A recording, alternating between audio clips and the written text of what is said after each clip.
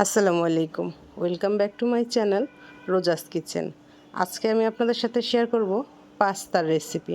Pasta আমরা সবাই কম বেশি রান্না করতে পারি, তাই আমি একটু চেষ্টা করলাম আমি কিভাবে রান্না করি সুস্বাদু করে আমার মতো করে সেই ভিডিওটা আপনাদের সাথে শেয়ার করার জন্য। সবাই পারি, আবার কেউ কেউ পারি না। তো যারা পারে না এই ভিডিওটা তাদের জন্য। তো চলেন কথা না বাড়িয়ে শুরু করে দিই পাস্তার রেসিপি। আপনারা যারা নতুন আমার চ্যানেলটি ভিজিট করবেন তারা অবশ্যই আমার চ্যানেলটি সাবস্ক্রাইব করে দিবেন। যারা অলরেডি সাবস্ক্রাইব করেছেন তাদেরকে অসংখ্য ধন্যবাদ। তো আমি পাস্তা তৈরি করার জন্য আমি ইতালিয়ান পাস্তা নিয়েছি, মাল্টি কালারের কালারফুল পাস্তা। আপনারা শপিং মলগুলিতে এরকম পাস্তা পাওয়া যায়, আপনারা শপিং মলে খুঁজলেই পাবেন। তো আমি এটা পাত্রে গরম পানি দিয়ে দিলাম এবং এর মাঝে আমার পাস্তাগুলো দিয়ে দিলাম। আর কতক্ষণ সিদ্ধ করব সেটা হচ্ছে গিয়ে এক একটা পাস্তা এক এক রকম। আমি একটু লবণ দিয়ে দিলাম আর দিয়ে দিব সামান্য সয়াবিন তেল। তো যেটা বলছিলাম, পাস্তা আসলে কতক্ষণ সিদ্ধ করব। পাস্তার শরীরের থিকনেস অনুযায়ী পাস্তাটা সিদ্ধ হবে। তো আমি যদি আপনাকে টাইমিং বলে দিই সেক্ষেত্রে আপনার কম বেশি হতে পারে। তো আপনি ঠিক 3 থেকে 4 মিনিটের পরে পাস্তাটাকে একটা ছুরি একটা কেচি বা একটা ছুরি দিয়ে কেটে দেখবেন এর ভিতরে সাদা আঁশ আসছে কিনা। যেমন আমি কেটে দেখছি 5 মিনিট পরে। আমারটা ইটালিয়ান পাস্তা সিদ্ধ হতে একটু টাইম লাগে, দেখেন আমার সিদ্ধ হয়ে গেছে, আমি দেখলাম। আপনারা একটু কেটে দেখবেন এবং চুলা থেকে নামিয়েই একেবারে সাথে সাথেই মানে ট্যাবের তলে দিয়ে দিলাম। ট্যাবের তলে দেওয়া বা ঠান্ডা পানি দিয়ে ধোয়ার মূল কারণ হচ্ছে গিয়ে হিটে যখন পাস্তাটার গায়ে যদি আমি এখন ঠান্ডা পানি না দিই, হিটে পাস্তাটা আরও সিদ্ধ হয়ে যাবে, তাই ঠান্ডা পানি দিয়ে নর্মাল করে নিলাম।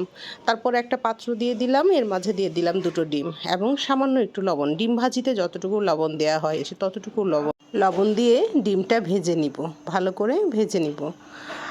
এইভাবে ডিমটা ভেজে নিলে ডিমটা একটু আস্তে আস্তে থাকে এবং দাঁতে পড়ে, দেখতেও ভাল লাগে, খেতেও ভাল লাগে, দুটোই হয়। তো আমি একটা পাত্রে ডিমগুলো তুলে নিচ্ছি।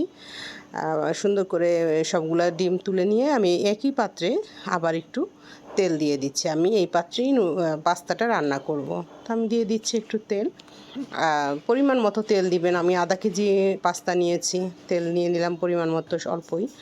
দিয়ে দিলাম একটু রসুন কুচি।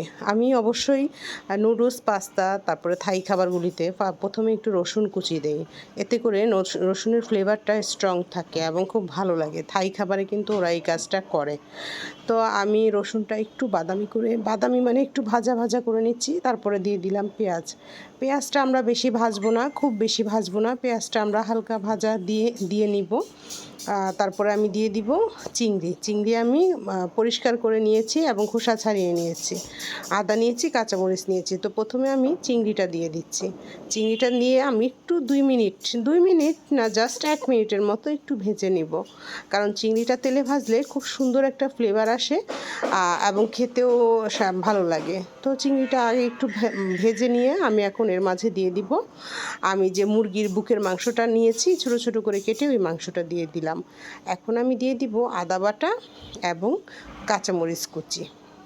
এই সবগুলো উপকরণ দিয়ে আমি আস্তে আস্তে নেড়ে নিব খুব ভালোভাবে, সুন্দর করে তেলের মধ্যে এগুলো আমি ভেজে নিব। এগুলো খুব বেশি সময় লাগবে না, 3-4 মিনিটের মধ্যেই চিকেনটাও সিদ্ধ হয়ে যাবে এবং আমরা যে চিংড়ি মাছটা দিয়েছি সেটাও সিদ্ধ হয়ে যাবে। তো আমি খুব ভালো করে নেড়ে চেড়ে, এটা একটু পানি ছাড়বে, প্রথমে এটা একটু পানি ছাড়ে, তারপরে এটা আমি ভালো করে পানি ছাড়িয়ে পানি শুকিয়ে নিলাম। এখন আমি এর মাঝে দিয়ে দিব 2টা গাজর এবং 100 গ্রামের মতো বরবটি কুচি। তো এগুলা আবার ভালো করে আমি একটু নেড়ে নিচ্ছি। এখন আমি একটু এগুলার মধ্যে দিয়ে দিব টমেটো। আমি ছোট ছোট 3টা টমেটো কুচি করে নিয়েছি। তো সবগুলো সবজি আমি একসাথে নেড়ে একটু লবণ দিয়ে ঢেকে দিব। লবণটা আমি এখন দিয়েছি অল্প, লবণটা ধাপে ধাপে দিয়েছি, একবারে দেইনি, কারণ এখন যদি বেশি লবণ দিই তাহলে সবজিগুলোতে বেশি লবণ লাগবে। এই কারণে লবণটা সবজিতে যতটুকু প্রয়োজন ততটুকু লবণ দিয়েছি। আপনারাও এই কাজটা করবেন, একবারে লবণ দিবেন না। তো সবজির ভিতরে পানিটা বারবার টানিয়ে নিচ্ছি, ভালো করে শুকিয়ে নিলাম এবং এর মাঝে দিয়ে দিলাম 4 টেবিল চামচ সয়া সস। যেহেতু সবজিটা একটু বেশি এবং পাস্তাটাও বেশি, তাই দিয়ে দিলাম 4 টেবিল চামচ সয়া সস এবং 1 কাপের মতো বেস্টেড চিলি সস। অবশ্যই বেস্টেড চিলি সসটা দিয়ে পাস্তা রান্না করবেন। চাউমিন পাস্তা বেস্টেড চিলি সসটা দিয়ে আসলেই বেস্ট হয়। তো আমি সকল সস দিয়ে করে দেখেছি, এটাই আমার কাছে বেস্ট মনে হয়। তো আমি এখন আমার সব সবজিটা রেডি হয়ে গেছে। এর মাঝে আমি দিয়ে দিলাম আমার পাস্তাটা আমি ঢেলে দিলাম, এবং পাস্তাটা ঢেলে দেওয়ার পরে এখন আমি ডিমটা দিয়ে দিলাম। আমি যে ডিমটা ভেজে রেখেছিলাম সেই ডিমটা দিয়ে দিলাম, এবং দিয়ে দিলাম গোলমরিচের গুঁড়ি। গোলমরিচের গুঁড়ি দেওয়ার পরে সবগুলো উপকরণ আমি এখন আঁচটা কমিয়ে দিব। এই ক্ষেত্রে যতক্ষণ আমরা সবজিটা ভাজি করব তখন আমরা একটু মিডিয়াম আঁচ রাখবো, আর যখন আমরা মিক্সিংয়ে করব, এখন আমরা মিক্স করছি, এক্ষেত্রে চুলার আঁচটা কমিয়ে দিবেন। তো আমার পাস্তাটা মোটামুটি রেডি হয়ে গেল। এখন আমি ডেকোরেশনের জন্য আমার যে ডিশ আছে ডিশের মধ্যে তুলে নিচ্ছি। আমার পাস্তা সম্পূর্ণ খাওয়ার জন্য প্রস্তুত হয়ে গেছে, কালারফুল পাস্তা। তো ভিউয়ার্স, তৈরি হয়ে গেল আমার পাস্তার রেসিপি। কেমন লাগলো আপনাদের? আমার ভিডিওটি যদি আপনাদের ভালো লেগে থাকে অবশ্যই লাইক, কমেন্ট, শেয়ার করবেন, এবং নতুন নতুন ভিডিও পাওয়ার জন্য বেল আইকনটি বাজিয়ে দিবেন। অবশ্যই আমাকে সাপোর্ট করবেন। আপনাদের কমেন্টস, আপনাদের লাইক, আপনাদের শেয়ার আমাকে অনুপ্রাণিত করে, কাজ করার আগ্রহ যোগায়।